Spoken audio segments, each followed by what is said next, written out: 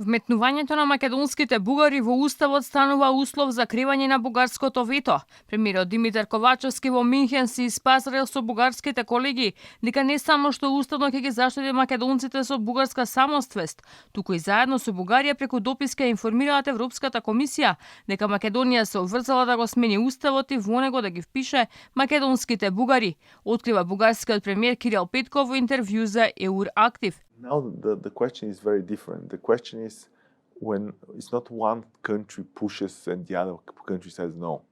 Now we are planning to go to the European Commission with a joint proposal. That's first of all very different. Second, we're putting it on the principles of the Copenhagen criteria, on the principles of legal protection of people of other origin. In other words, we're not putting bilateral issues specifically. We're putting the principle of that's the principles that are actually within the European member states altogether.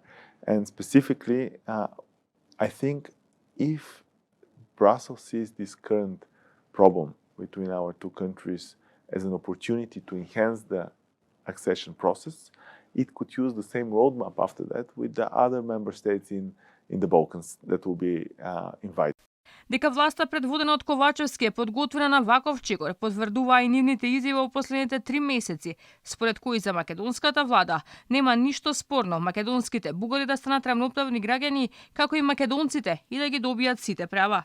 Опозицијата веќе алармираше дека се круи вакво сценарио. Првиот човек на ВМРО ДПМН Христијан Мицковски најави дека има информации оти во игра на преговарачката маса со Бугарија не е ставено само вметнувањето на македонските бугари во уставот, туку и културата, јазикот и историјата. Ковачевски, наместо во коалиција со народот и на страна на државните и национални интереси, е во коалиција со Бугарија, јавно да изразам сомневање дека барањата на Бугарија и она за што преговара Ковачевски е многу подлабоко отколку промена на уставот, те повторам, и вметнување на бугарското малцинство во него.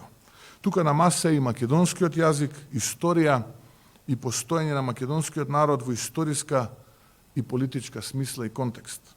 И додека власта без никаков проблем прави отстапки во духот на добрососедските односи, воопшто не размислува за реципроцитет од бугарска страна, односно Бугарија да го признае македонското малцинство таму.